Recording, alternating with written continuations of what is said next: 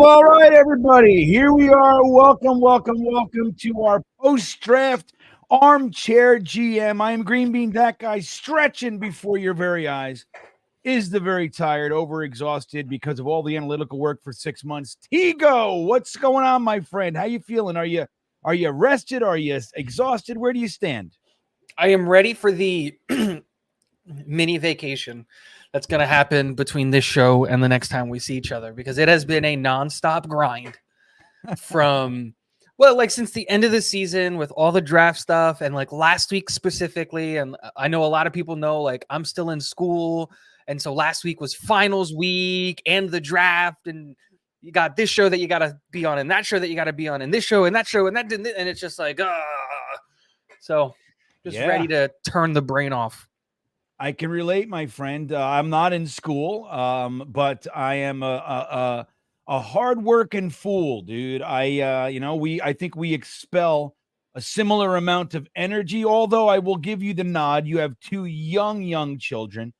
I have attitude problems, Tigo. Like my daughter, my wife, and my son were laughing in the kitchen before we're cleaning up, and I was doing a jokey thing, and we were just being silly, and my daughter was furious by it. She couldn't deal. She was like, I hate you guys, like that. So I'm dealing with that kind of stuff. What you're dealing with is 10 times more exhausting. So I can, I respect, I tip my cap to you. I want to tell you, Tigo, Blitz Crew noticed something. He says, Tigo looks different. What is it? Yeah, I just shaved. New season, new beard. You know how like in hockey they do the playoff beard? They stop shaving. I'm just going to do the season beard. The draft ended, and if you really want to know what the answer is my youngest son spit up right on my face, like right here, and got all over my beard. So instead of, I just took it all off, and I was like, whatever, let's reset. It'll be back in like a couple weeks. You look, it's really something else. It's kind of standard when somebody shaves a beard. When you get to know somebody with a beard, you shave it. You lose a bunch of years, but boy, oh boy, do you look childlike, my friend. You're very youthful. This show tonight, I gotta say. Yep, it's something about seeing a chin. It's something about seeing a chin. Now, let me tell you something. I'm going to Florida next weekend for this whole thing that I do, but I'm contemplating shaving my beard down to like a scruff and I just want like.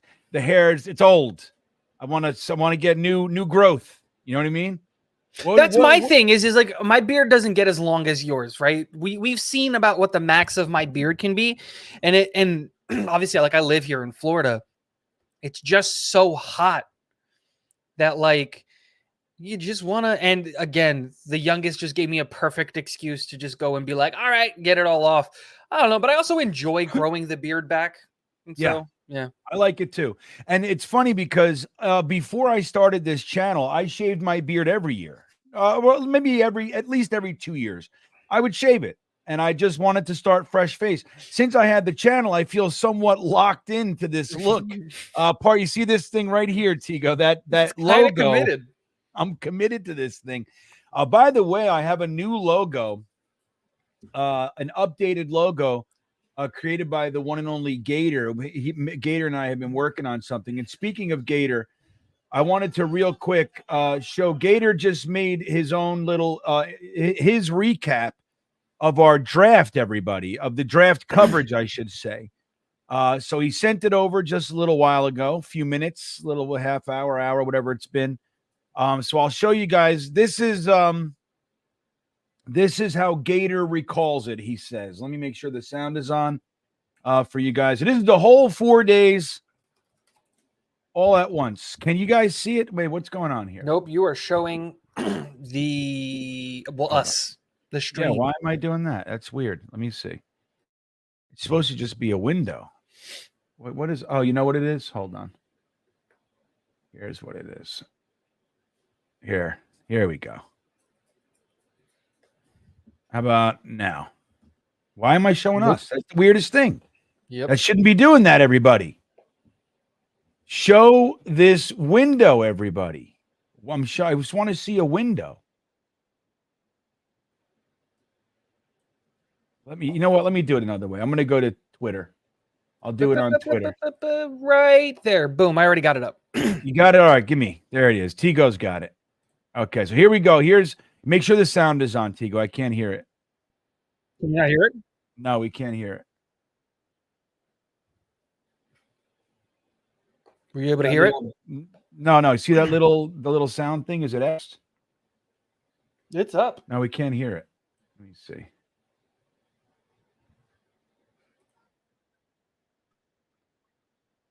I heard it for a second. Can you push play? Yeah, we can't hear it. Hold on. All right, this is supposed to be a quickie, everybody. Let me see. All right. Come on, here we go. Oh, we can hear it. Was there sound? Yeah.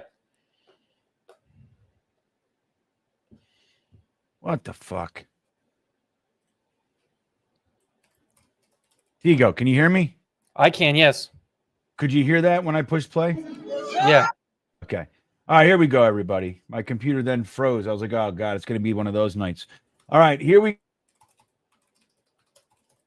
Yeah, I keep refreshing. Do you see that? Is that on your end or just my end? It keeps refreshing every time you hit play. It doesn't keep going. Okay, here we go. Hear it for like a second, and then there it goes.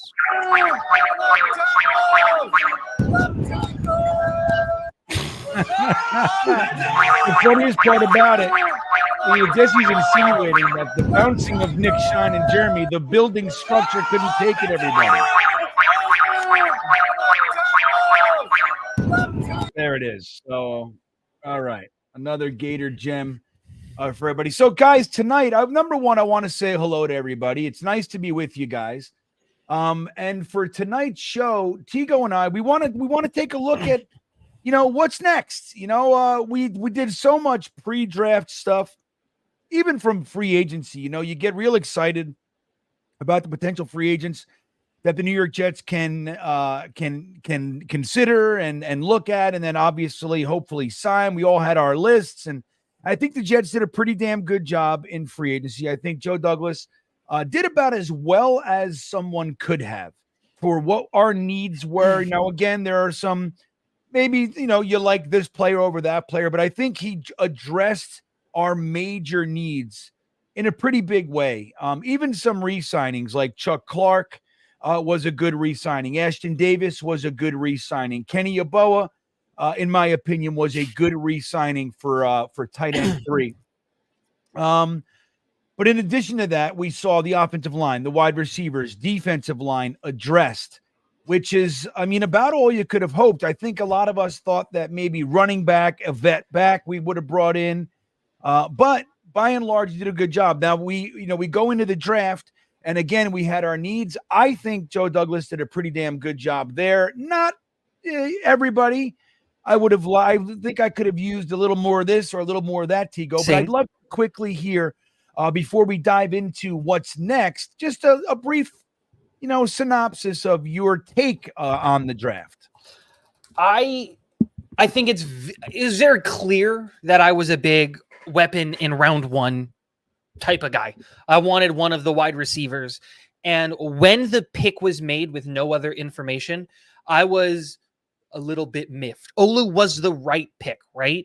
Yeah. And it got better as the draft went on and as we got more information, right? The Jets tried to come up to 6 for Malik Neighbors. The Jets tried to come up to 8 for Rome Odunze, and they weren't able to. The Giants weren't going to move off of Neighbors, and the Falcons weren't going to move off of Penix. And so it made perfect sense to fleece the Vikings, drop back 1 spot, and to get Olu Fashanu, who has the potential, especially now coming into a place where he doesn't need to start and he's going to learn behind some of the best offensive tackles in the game, to really be a cornerstone piece, a franchise left tackle for this organization for a long time.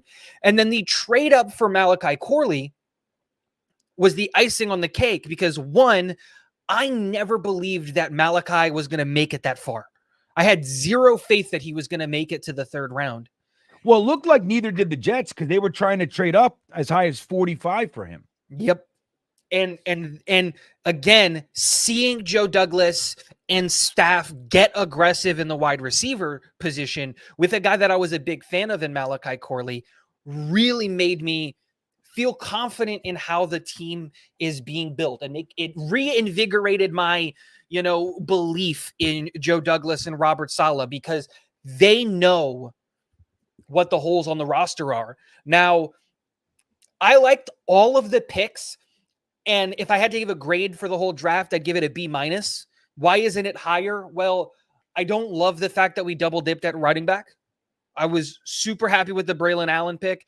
And then the Isaiah Davis pick kind of caught me off guard there a little bit, because by taking Isaiah Davis, it totally eliminated the possibility of us taking an interior offensive lineman, which I still think was a really, really big need. And at the pick, there were guys on the board that I was still a big fan of that we could have gotten to come in. I wasn't a super fan of just moving up and down the fourth round, all of that stuff. Right. That just didn't sit all that great with me. And again, I like the players that we walked in with, but overall, the draft was a B minus, a C plus. I'm not a Jordan Travis guy. So that's not really the pick that I would have made. I didn't love the trade up for him. We used 2/6 as well. So we traded back, gained some of that. We had 185, but we traded back for 190, used both of them to trade up, because we traded back a little further than maybe we thought. We realized later, oh shit, if we're going to get the guy, if he is in fact our target, we need to trade up. So it kind of nullifies some of that. If you're going to trade back, you could have just taken him. Yeah, why not just stick and pick? And then you would have kept your pick 185, and you could have done something else there. But which could have been the interior offensive lineman, which could have been the safety that we didn't take, depending on if you consider Stiggers as a cornerback or a safety. But like overall, I think the draft was solid, was really, really good. But there's still work that needs to be done. A GM's job is never finished. And I think that's the whole point of today's show. Right. So it's like, it's one of those things where I can't say it's never done, but it's kind of never done. Yeah, it's never done. You're never done. You win a Super Bowl, go win the next one. You know what I mean? You got the quarterback. Okay, build the weapons. The job's never done for a GM. That's why they don't last long. Yeah, it's very, very true. So, and that's right. I almost forgot. Tigo was neatly and firmly entrenched in the weapon. Yes. In the first, but as we've talked about, I was really I had warmed I never hated the idea of a weapon. The truth is I was totally fine with it. If you're at 10 and you can bring on an elite wide receiver, I'm all for it. But my preference, I was on team offensive tackle. And it was interesting to see Flight 24. If you guys haven't watched it, it's really something else. I mean, one of the things I've craved throughout my tenure, if you will, as a Jets fan is I want to fucking see what they're talking about in the war room. And then before the Jets did it, we saw a couple other teams release stuff. Like I think the Colts was a big one with what's his name? Ballard. You saw how he kind of works the phones and his relationships on the phone and how he would kind of talk to other GMs. And I was like, oh man, this is so good. Why isn't our GM like this? We had Mike McCagnon at the time.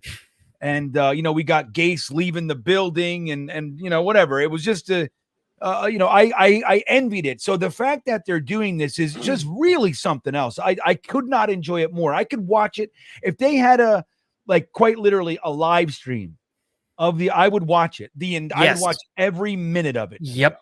I would rewatch it after it without the emotion knowing what's going to happen, just watching it as a documentary. I am so totally with you. The things that I would do, pay, give up to be a fly on the wall in a Jets war room during the draft would just be insane. I don't have to talk. You can duct tape me and handcuff me in the corner. Just let me listen.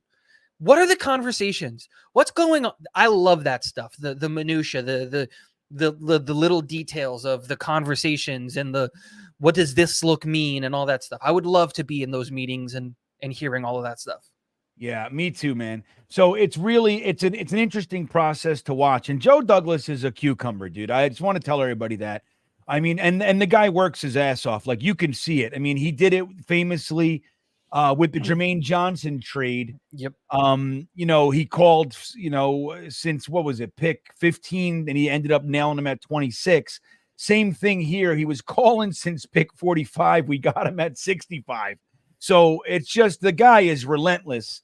And I like to see how they kind of weighed the value. They had different options from different teams. When they were at 11, when they knew they could get to 11, they were evaluating other offers that they had. He mentioned the Raiders and the Saints as he said, that's about all I'm willing to consider. I'm not going any further back. And he just said, you know what? We're in a good position. We're in a good position, man. And then Saleh said, free money, and that's the way I saw it. It was free money. Literally. You could get a little bit more, but you might lose something. Take the free money, dude, and get the guy you wanted. So I thought it was pretty good. I'm going to put a poll in there real quick, and we're going to move right into a couple of other things about what we can do. So we got Corley, Allen, and let's see who else. Who could be, let's say Travis. Yeah. So favorite player in the draft this year. They only get 4 options, so let's choose out of that. Out of those 4, you could have liked Quantez Stiggers the best. I don't know. He's the best story. Oh, no doubt. The only player ever selected from the CFL who never played in college. The historic event, everybody. Historic. Speaking of historic events, before we move forward, I want to let everybody know that I've been bothering them for a year. But tomorrow night on the Thursday thick of it is the return of Frankie from Flatbush. So we are going to have Frankie on the show, everybody. He's in the chat tonight. I saw him. So I couldn't be more excited. I hope you guys will join us. I think we only get him for an hour, but he's going to be on nonetheless. I couldn't be happier. So tomorrow night, 8 p.m. on the Thursday thick of it on Green Bean Jets fans YouTube channel, Frankie from Flatbush returns to the show that misses him most, and maybe Coffee with Frankie, because that one, everybody would say, oh, I miss Coffee with Frankie. That was a good one, man, before the games on Sunday. So, anywho, let's get into this. So, guys, we have maybe some work to do. Tigo, I'll venture into this realm by saying I think there's a few places that we could add some vet help right now. So, we have an undrafted free agent class, but even though we've seen Bryce Huff and you've seen Tony Adams kind of make it into that starting realm, it's a long shot. So you don't want to depend on anybody from the undrafted free agent. Kenny Yeboah was an undrafted free agent, but you can't really count on those guys. So when you look at our team, I think you have a couple of positions. One is the wide receiver position. I wouldn't call it a dire need anymore. We did add 2 wide receivers this offseason, but it's still, I think we can still improve it, and you can still shore it up. The interior offensive line is another one. I was certain that we were going to grab an interior offensive lineman in the draft. I thought this would be a 2 offensive lineman draft without question. And we didn't see that. Instead, we saw 2 running backs, which is what it is. And then there are maybe safety is an area that I would really love to see some vet help brought in there. And you brought up earlier defensive line, so defensive end. So I'll turn it over to you. If you could sign one, if you had to prioritize a position, Tigo, where would you go first? And maybe give us some options on what you think could help the Jets. So where I would go first is wide receiver. But I'm going to leave that one to you because I know that's where you would also go first, so we don't have the same take. If not wide receiver, I legitimately think that interior offensive line is a massive, massive issue, because I will not be convinced that the Jets are comfortable with our interior offensive line help right now is Wes Schweitzer, Jake Hansen, and Xavier Newman. And that's just not good enough, especially because one of the things that I mentioned all offseason was my biggest fear with Elijah Vera Tucker playing guard is the Achilles, because you have to load up. When you set your anchor as a guard, all of that weight's going down your legs, and you need to have a high-level backup there. For me, the number one target, the person that if we're looking in the interior of the offensive line, if we can convince this guy to come, I would definitely try and sign him, is Dalton Risner. He played left guard with the Vikings. I know he's signed in the middle of the year last year, but I think Dalton Risner is wildly underrated. And I think that you could definitely bring him in for a cost-controlled deal to be a really, really high-level backup. And then the other thing, the other player that I would bring in, and I think that we might hear this announcement sooner rather than later, is Connor McGovern at center, to bring him back as just center guard depth. He's familiar with the system. He's familiar with what's going on. He's probably going to come in with a veteran league minimum deal. If not, if you're not a Connor McGovern guy, another person would be Nick Gates of the Washington Commanders, would be a guy that I would consider has center guard depth, but you have to bring in somebody to shore that up, to fill the bodies there, because you can feel comfortable that not everyone's going to make it through. And we got to wait, because one of the news reports that came out is that former New York Jet left us for a starting job in Pittsburgh, then didn't get the starting job, and then they drafted a bunch of guys. Is Herbig, obviously. Billy reminds me, and he might be a cut casualty. And if we can bring Herbig back, I would do that, because I think he was a really, really high level backup. So for me, if it's not wide receiver, which I'm defaulting to you, has to be the interior of the offensive line. And there are still players out there that I think, one, are available, and then there are guys that might become available that can definitely elevate that room. I like it. And let me ask you, if they did settle on a Connor McGovern, I mean, it's kind of like one of those unspectacular, you maybe could hope for a, more shiny toy. Mm-hmm. Would you be satisfied? So if they just went out there and gave Connor McGovern one of those $2 million contracts, 1 year, are you happy? Are you satisfied? Or you're like, okay, we're good? No. If you either get a high-level backup, a guy who's going to cost you anywhere from $3 to $5 million, because I think that's what Risner is going to cost. I think Dalton Risner is going to cost anywhere from $3 to $5 million. But if you don't go that way and you'd rather bring in two guys, like you either bring in one guy at around $3 to $5 million, or you bring in two guys at $1 to $2 million. That's the way that I look at it. So if you brought back Connor McGovern, cool. What else? There has to be something else, because you can't just give Wes Schweitzer, Xavier Newman, and Jake Hansen the backup jobs. Even with, and I know that we might disagree on this, I believe that they're probably going to look at Max Mitchell as an interior offensive lineman in terms of depth and support with the drafting of Olu. Even with all of that, you have to bring it in a perfect world, Jake Hansen, Xavier Newman, and Wes Schweitzer, two of those guys are gone before week one. In a perfect world, two of those guys are gone. I don't think Wes is going anywhere, but you can definitely get out from under the Xavier Newman contract and the Jake Hansen contract. So go get better on the interior. Well, let me tell you something about Wes Schweitzer. How the fuck you spell his name? Wes Schweitzer. I want to see what he's making. SCHWEITZER. I got it. Okay. His contract, like he's the one making some money, right? I think, what is it? It's $2 million. $2 million. So it's not that you can't cut $2 million, but you're not looking to. You know what I mean? You're not looking to. That his money, a lot of it is guaranteed. So if you cut it, you're only saving $300,000. Now, if you did it post June 1st, you save $1.2 million, and now you've got some things that you can do. So it's not a matter of I wouldn't cut him, but I would go into this training camp with as many bodies on the interior of the offensive line as possible, because ultimately you want the best 10 guys.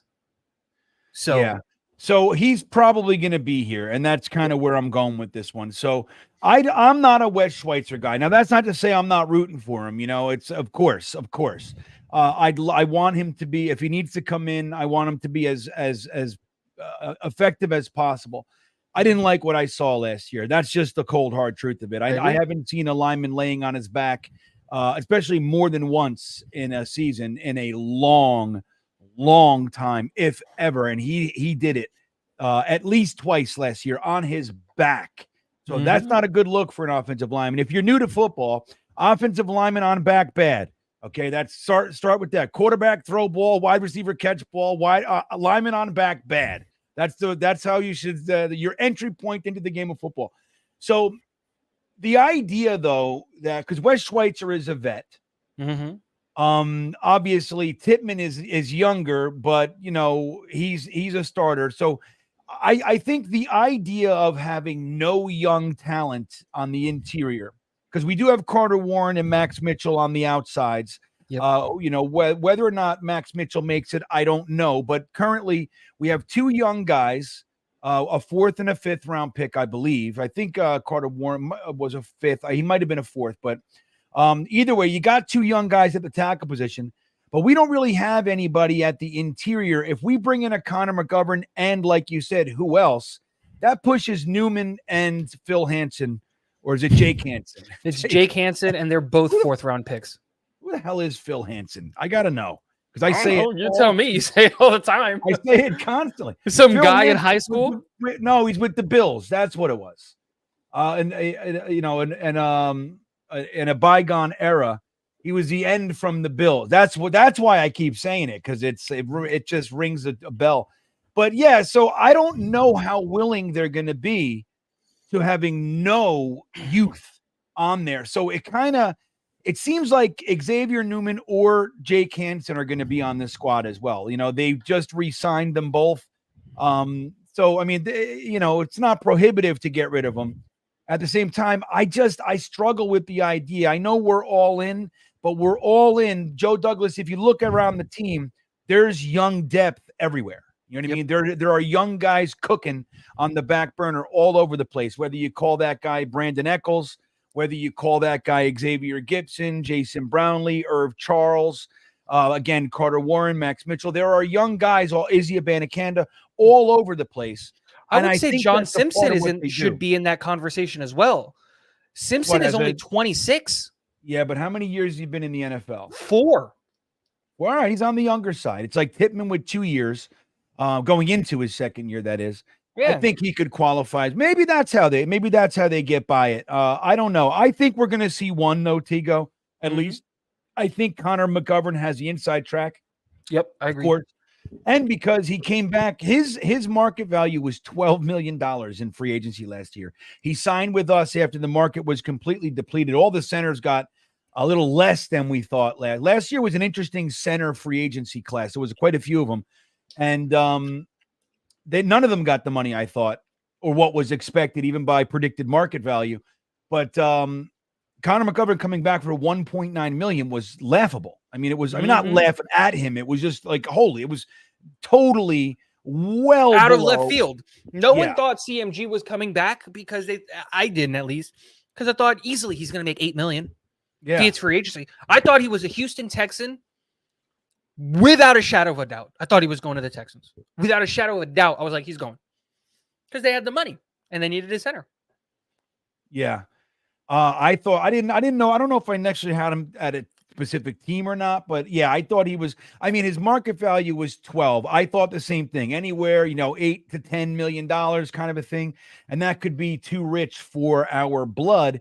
1.9 million. If you can get him back for anything like that, I think it's a no-brainer, because again, the comfort level with the player with the system, the teammates, all that kind of stuff, there's benefit there. And up until last year, he was the guy who was never injured, so one of those things. Alan Doge checking in, Tigo. Thank you, Alan. He says supposedly Pee Wee Jarrett has a cannon. Yeah, when we saw the in our Talking Jets thread, everybody's talking about the players and I like this guy. I said, oh dude, it's all about Pee Wee Jarrett for me. And you know why, without knowing a damn thing about him. Yeah, I didn't even know he was a quarterback until after. Yeah, right, exactly. Pee Wee Jarrett. He's actually quite large. Division II competition. Samini said he's going to open eyes at training camp. Well, that'd be nice, but Samini is definitely not somebody I would consider a deconstructor of talent, evaluator. But that all is what it is. Shamar Bartholomew is my future Hall of Fame DB that we got in undrafted free agency, just because what a name. Can you imagine Bartholomew on the back of a Jets jersey? Woo! Yeah, Bartholomew. I like it. Now the undrafted free agent that I like, I remember Dom C talking about what the hell is his name here? Leonard Taylor III, the interior defensive lineman on Miami that I had graded with a 4th round grade. Yeah, so did Dom, right? You guys both with a 4th round grade. But the guy that I really like is Braden McGregor out of Michigan. I really like his playing style. And again, he's an undrafted free agent for a reason. There are gaps in the game. At the same time, the motor is there, dude. And that's the kind of guy, when I talk about football players, I'd rather bet on football acumen over like athletic prowess. He's got the athleticism, but he's got that motor, man. So he's right in my category. I think he's got a shot to stick for a minute and be one of our developmental guys. So Leonard Taylor is the one that if you're going to bet money, makes the team, that's the one that you should bet money on, because this time last year he had a 1st round grade on him. Like when they were doing their way too early 2024 mock drafts, summer scouting and all that stuff, Leonard Taylor had a 1st round grade on him. And then a lot of things went wrong for him at Miami this season. But to see him go undrafted, I think Connor Hughes said this. No, it was Connor Rogers said this, and I kind of totally agree with it, is he has either the potential to be a Pro Bowl, All-Star, Hall of Fame interior defensive lineman, or be Ja'Kai Polite, he's out of the league in 2 years. It's one, like, there is no middle ground. He's going to be one or the other. And I think punting on a guy like that, especially as an undrafted free agent, because we gave him a lot of money to come here, was a really, really good idea. Punting on a guy who has an incredible upside and it didn't cost you a pick, it didn't do anything. I really, really like the Leonard Taylor. I thought he was going to be Mr. Irrelevant, if I'm being honest. Yeah, that would have been right. That's one of the guys you can see going there. I don't dislike. Well, I'll tell you what. I'll admit I didn't know very much about Key, our Mr. Irrelevant final pick of the draft. Didn't even know who he was. I do approve of the position, especially coming out of Alabama, man. I mean, there's a lot there. I mean, you don't make it into, he transferred to Alabama. They don't just take on anybody. You know what I mean? Yep. So you had to be a certain level of player to get there. And he did okay. He did well. He was on the field. He played, and he has some stats, some big plays. So who knows? I like the pick. It's a position of need. Stiggers and Key to wrap it up. Okay. Especially because Stiggers fits that role of like DB. They don't know if he's going to be a safety. I think the idea with Stiggers is to see what he can do as a Tony Adams backup, as a free safety type. But we'll see. Yeah, Frankie from Flatbush checking in said, they said Gibson made the team because every week he improved by leaps and bounds. So I think they believe with an NFL offseason behind him, he'll be much better in year 2. We'll see. Yeah, I mean, I wouldn't be surprised to learn exactly that. Yep. I mean, they believed in the kid. He had his moments. I mean, obviously the creme de la creme of his moments was week 1, the winning punt return for, against the Buffalo Bills after we lost Aaron Rodgers, and an amazing moment. But after that, they were few and far between, and he had some clams too. He had some fumble drops, or not fumble drops, but punt drops and kickoff. They started kicking the ball to him in the field. That's not a good sign. When the NFL kickers are like a couple games in a row, they're kicking it short enough that you got to field it. It's not a good sign. They're betting on your hands. So, it's one of those things where, look, I'm a Gibson fan, if, as much as I can be, but like I said, all offseason, he's not the guy that's good enough from my perspective that you don't hang my hat on him. Right. If you have the chance to upgrade, you don't bypass it because you got Xavier Gibson. But we did that. We could have taken Malik Washington And with that Isaiah Davis pick, which I loved Isaiah Davis, and I'm happy he's here and all that. But if it was me, holy macaroni, what was that? The 6th round, or that Yeah. was the end of the 5th No, round? the end of the 5th. That was the end of the 5th. I'm like, holy shit. Malachi Corley, I'm sorry, Malik Washington is sitting right there. Like, this is a dream come true. And they just said, nope, we're going to go with a running back. So interesting. So, all right, well, let's move on to another position. Look at Jeremy thinks he knows everything. All I know is that Jeremy's belly bounce collapsed the building, per Gator's reporting. Looks like he's built for it, has a nose for the ball. I don't think you know shit about Stiggers. That's what I'm going to say, Jeremy. I say that because I don't know shit about Stiggers. But I have watched some stuff on him. He does look like a guy that can do some stuff. And I think immediately, come on in, be our gunner. We'll develop you. Tony Oden's a studmeister, as far as, being a defensive backs coach. So I think, hey, we have the regime, we have the staff to develop a kid like that. So I'm excited about it. So before we jump into wide receiver, let's talk about the Blitz crew here, who has put in multiple comments. He cannot get over your face. He can't. I know. He's blown away. He says, Sauce seems ready to learn and teach along with Stiggers. Sounds like Stiggers' goal is cornerback, supposedly good closing speed, cheering for this guy. Now, you know what? I think we all are. That story is something else. But I liked that Sauce immediately reached out to him and basically said, like, for lack of a better word, he's taking him under his wing, which I'll tell you what, if you're going to be under somebody's wing at the defensive back position, there's few people in the NFL that you could prefer over a Sauce Gardner right about now. 2-time All-Pro, defensive rookie of the year.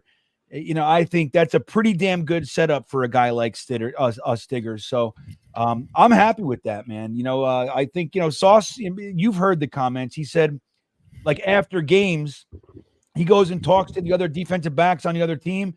And he just said, hey, if I got the sauce, I figure why not share it with everybody? Yep. What a great guy. I hate, like, hey, don't share any secrets with any fucking asshole teams. But, like, he did it with, what's the guy from Seattle that was like the rookie of the year? What's his name again? Everybody was saying that he should have got defensive rookie of the year. The other DB. Yeah, just because he knew how to jump. Because he knew how to jump routes. Right. And that's all that he did well, even though he gave up like 9 touchdowns that year. Give me 6 seconds. 6. Tariq Woolen. Okay, good. So after the Seattle game, his rookie year, you saw Sauce over there chatting with him, kind of doing some talking stuff. ball. He said, hey, man, here's what I know. You want some of it? Like, he doesn't even care. That's a great, that's, when you're that confident in your skills, in your abilities, you don't mind. And that Sauce is that guy, dude. I just couldn't be prouder to have a guy like that on the Jets. He's truly something else. I'm grateful. Look at everybody. Woolen, Tariq Woolen, everybody.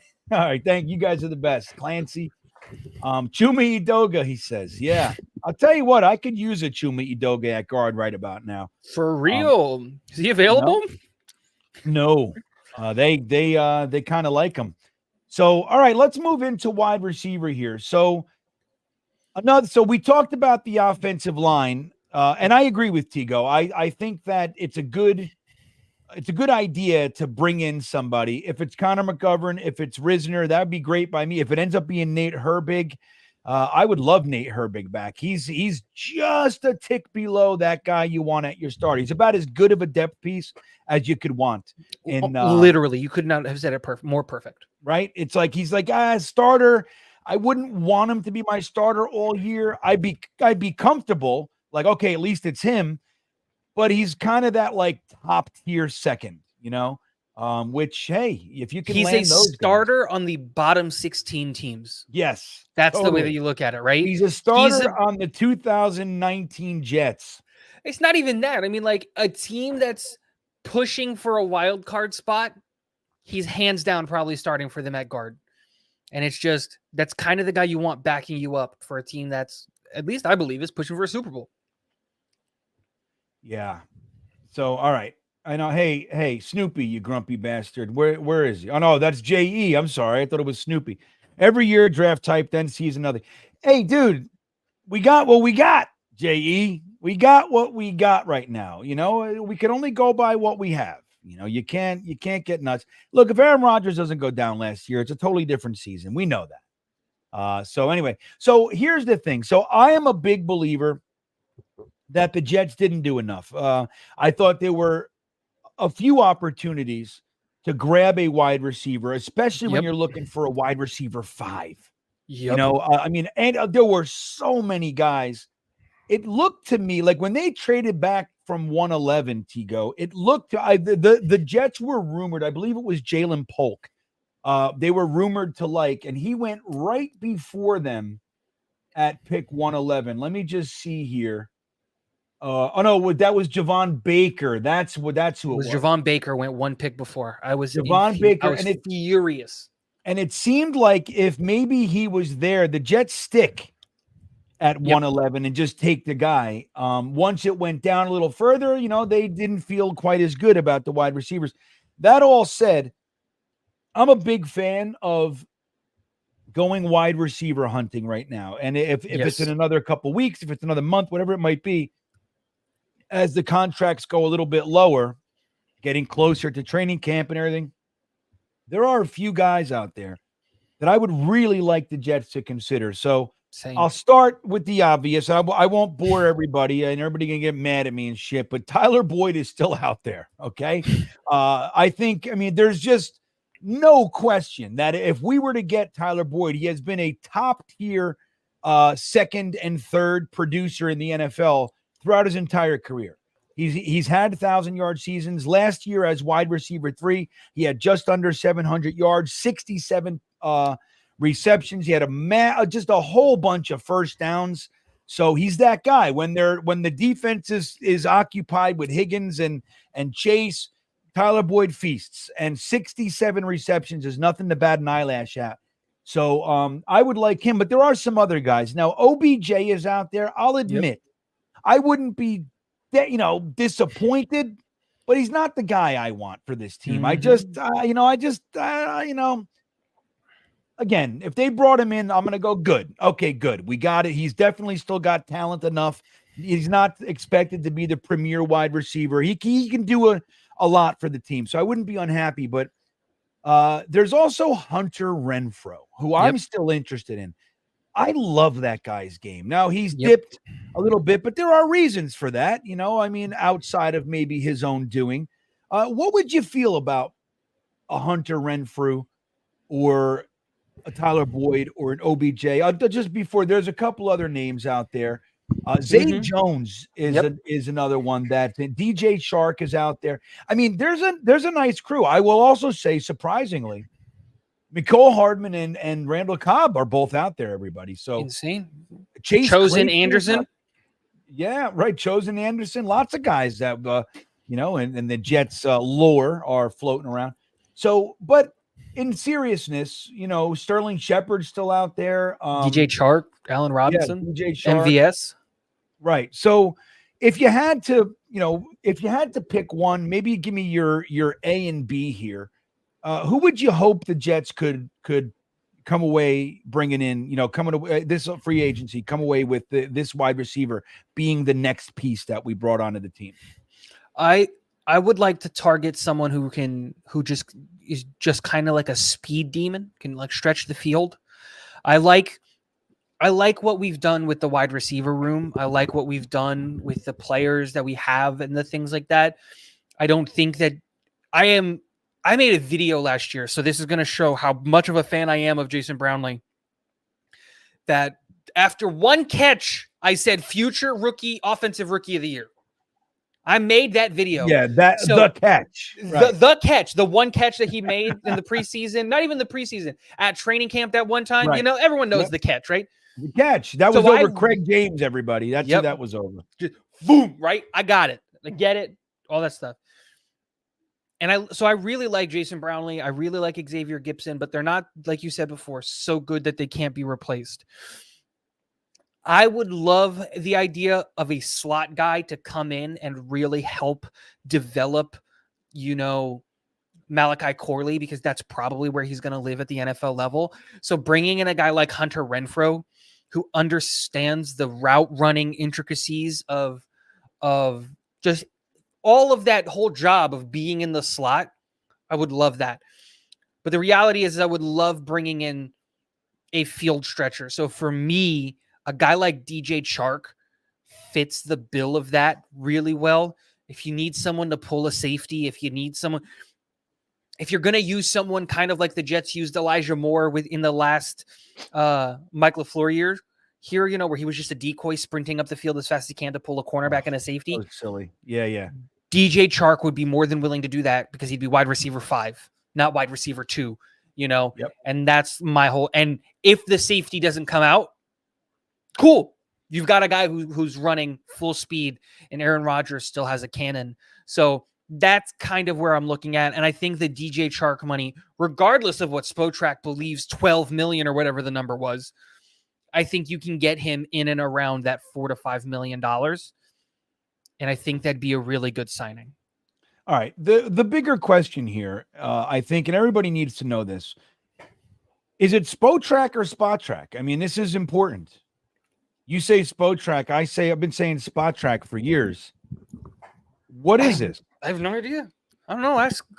Tweet at the guy. I suddenly care a great deal. You have more followers and more sway. If you tweet at the guy and be like, can you phonetically spell the name of the website that you run, please? Yeah. You might do it. We need to know. He's going to be like, it's Spotrac. You say it fast. Like, okay. All right. Yeah, but so I like what you're saying. I mean, so, to bring on a guy specifically to add the speed element, to add that, that proverbial take the top off the defense. We don't really have that guy. It's not that Garrett Wilson can't do it. It's not that maybe, schematically that we don't have guys that can get behind the safeties, but at the same time, we don't have the burner. That's not here. Mike Williams, look, he's coming off of, 18 missed games in the last 2 years, 14 last year. We're hoping his knees good enough just to be a wide, we're just, hey, we don't, but even with him, we don't really have that burner. So, adding that, if we could, I think would be an element that worth considering just on that alone. Now that brings up Chosen Anderson, which is just, by the way, can I just talk about it? What is this? That's why I don't want to sign him. That's why everybody, they do whatever you want to do out there, right? In your life. I don't really care. And I don't judge them on, any real deep level. But what the fuck is Chosen Anderson? Like Ocho Cinco, at least it was funny. And it was his number. You know what I mean? That's all it was. It was just, Chad 85. So, but Chosen Anderson, I don't know. But he's like, you'd probably get him for $2 million. Is his speed worth that, bringing him back on? He's been humbled. There's a lot, his career, he's kind of been, somewhat of a journeyman of late. And is it somebody that you would consider seriously bringing on the team? No, not because of the skill set or the player, because of the person. I've seen enough of Robbie Chosen Anderson, whatever his name is. I've seen enough of his antics to be fine with it, especially last year with Miami and all. Like, it's just, I'm just kind of done with it with him. There are other guys that are available that can probably take the top off of a defense. DJ Chark is a brilliant example of someone who's going to come in here and doesn't have all the baggage. So hell, bring an MVS. And I'm not an MVS guy, but I'd rather MVS over Robbie Chosen Anderson, whatever his name is. MVS, who are we talking about there? Marquez Valdez-Scantling, formerly of the Chiefs. Yeah.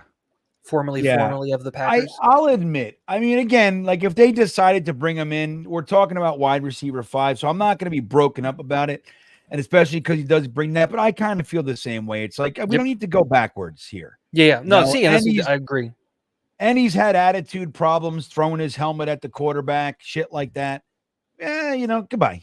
There's other ways we could address it, in my opinion. Blitz Crew saying, know anything about undrafted free agent Tyler Harrell? Well, I'll tell you what I do know. Statistically, nothing to write home about.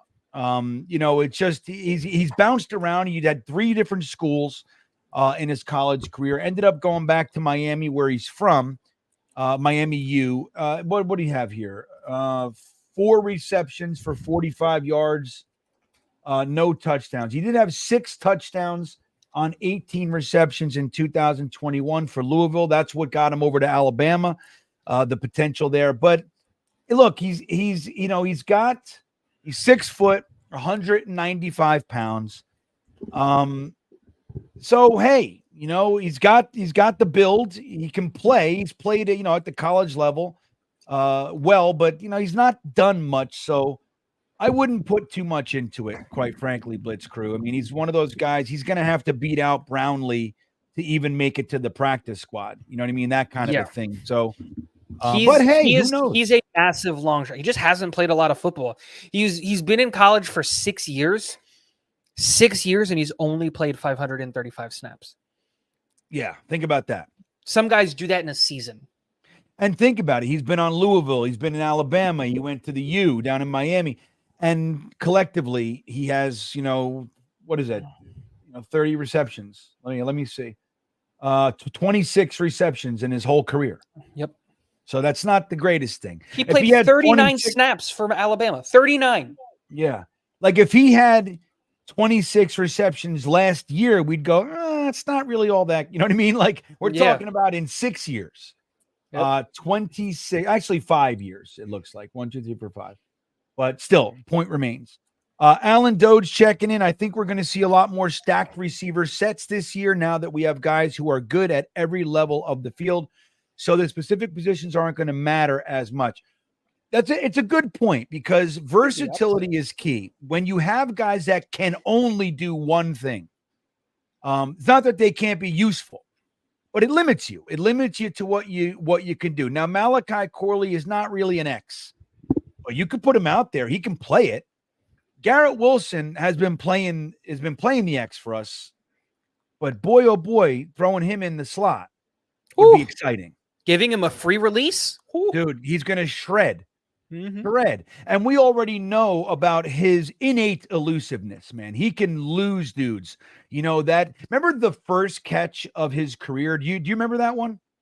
Not specifically. It was against the Ravens. So that game, the Mike LaFleur-led offense decided to throw the ball to Lawrence Cager like 8 times. I remember. And they threw it to Garrett Wilson. Like it was like third quarter or something like that. It was a 3rd and 22, some shit. They threw it to Garrett Wilson for like 8 yards, and he juked like 4 different guys, made them miss in a silly fashion. And we were like, whoa, like, wait a second. It was instant. You saw this guy is on another level. This is a different receiver than we have. Yes. It's different than Elijah Moore. He's different than Denzel Mims. He's different than Corey Davis. And he's definitely different than fucking Lawrence Cager, Tigo, who we focused the offense around that day for some reason. I wanted him off the roster in the worst way. Yeah. And I got yelled at for saying that. I was like, Lawrence Cager isn't good enough to hold freaking hurt Jeremy Ruckert's jockstrap. Why is he on our team? Make it make sense. And then we threw the ball at him 9 times. Yeah, I know. It was one of those things. But instantly G-Dubs showed you what and we've seen it all throughout his 2-year career. I mean, he gets the ball in his hand, he can lose you. He can make guys miss. Slippery. And it's innate. It's a natural ability that he has.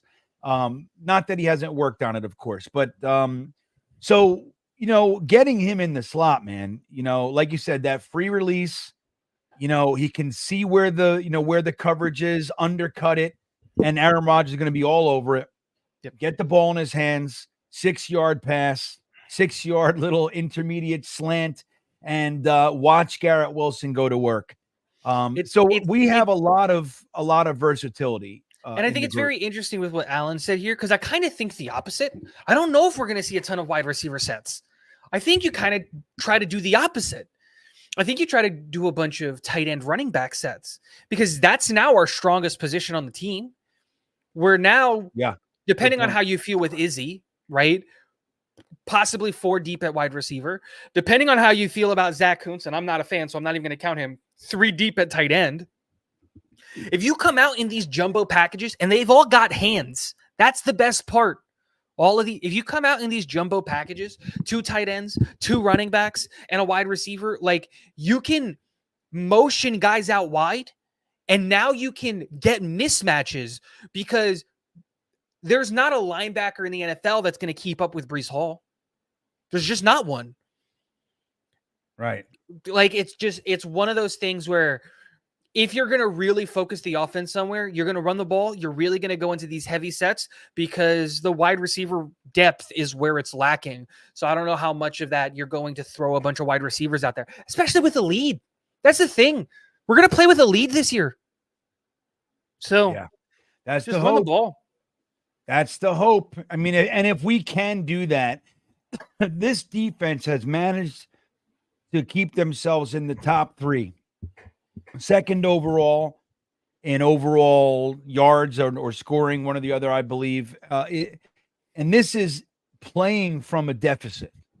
If this team, dude, this defense with an offense that gives them extended periods on the bench and also provides points, like you said, to maybe even get a lead, in a lot of games, what we're going to be able to do, if a quarterback is in that need to win position, we're going to feast.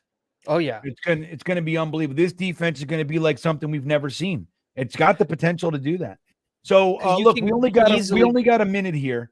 Yep. But real quick, I can't. I was going to break into JFM. There's no way you and I could capture and cover JFM in 1 minute. I'd even go at 2 minutes over, but there's no way. So, no. Anywho, I will but mention. I think we kind of agree on things except just the end result. Yeah. I think bad trade. Bad trade. Hassan Reddick is more than likely getting extended. And then where I think we disagree is I think now you have to do something in the edge room with a free agency, and you say, no, just use Michael Clemens. And I was like, yeah, that's it. Yeah, I'm okay with Michael Clemens. I think Michael Clemens is being a little bit undervalued. I don't think he's ever going to be a premier pass rusher, but let's be square here. JFM is not a premier pass rusher, nor is he a premier edge setter. He doesn't have any part of his game that's what I would label as elite or even upper echelon. I think he's solid, and I like JFM plenty. I did not want to trade him, to be clear, but when you look at his 55% of the snaps statistics, and you look at Michael Clemens' 35% of the snaps statistics, they're comparable. It's like 34 for JFM tackle-wise to 27 for Michael Clemens. Where JFM beats him is he had 3.5 sacks. Michael Clemens only had a half sack. And they were moving Michael Clemens around. They asked him to gain weight. I think it's like, hey, if you just kind of let him trim down to where he was, stick him at the defensive end rotation, I think he's going to do everything that JFM can do. Again, it's not to shit on JFM. I'm not throwing stones at the guy. Because I didn't want him gone, especially not for a 2026 sixth. That's the rub, isn't it? Like even if you could have gotten like a 5th this year or so, even a 6th this year would have been something. But 2 years down the line, as far as today's dollars, there's no value there. It doesn't do anything. So it's really, we're clearing up cap space for a move. What's the move? Yeah. What's the move? Because we know that Reddick's going to get extended or he's going to get a new contract. So his $15 million is going to come off the books to a lower number. What's the move? Who's the player? Who are we bringing in? Because there has to be somebody. This is why I think it kind of points to a guy like Tyler Boyd. Like, I honestly think that because you're not moving off of JFM and his money so that you can extend Reddick to lower his $15 million if you're not bringing somebody in. Why are you clearing this cap space? Who's the guy that's going to command $10 million? Who's that guy? And so, yeah. Yeah, I agree with you. Like, we cleared the money. Like, look, when you look at Zach Wilson and JFM, yes, there's a bunch of dead money, but we also gained money. Like, the money was already spent. We were able to get just about $11 million back. Just under $11 million back. So there's some room. And look, not for nothing, there's still some opportunities to extend. We didn't get into that subject, but Mhm. there are some opportunities to to extend some guys. DJ Reed's at the Mhm. top of my list, Conklin, maybe another one. But yeah, you Michael can Carter. extend a few of these guys and spread some money out and get yourself a little bit of room to bring on a Tyler Boyd, a Connor McGovern, a Risner, somebody like that. I think would be really, really nice. But hey, that's our show, Tigo. Yep. We got to figure out a way to get like a 4-hour show, you and I think. It would. We Yeah. I at would the end be. of 4 hours, we like, dude, we don't have enough time. Yeah. No, we'd still be like, oh, we wanted to get to this thing and we didn't. It's really true. He says doing after hours. So what I'm doing next, I got to jump over to the Beanbaggers Wednesday night Zoom hang. We get together over there. We talk about all kinds of shit. So it's great. It's a really personal hang. So I'm going to jump over there. I want to remind everybody tomorrow night for the Thursday Thick of It on Green Bean Jets fan YouTube channel. Frankie from Flatbush returns to the show that he was a co-host of for all that time. I'm really excited to get to chat with Frankie again. So I hope you guys will join us. Don't forget to support Tigo on Talking Jets with Tigo. The link is in the description. Please, if you have not subscribed to Talking Jets, now is a great time to do so. And hit that like button, smash the milk thumbs on your way out. With all that said, everybody, that is our show. I wish you a fond and wonderful, restful evening. With that, we'll see you next time.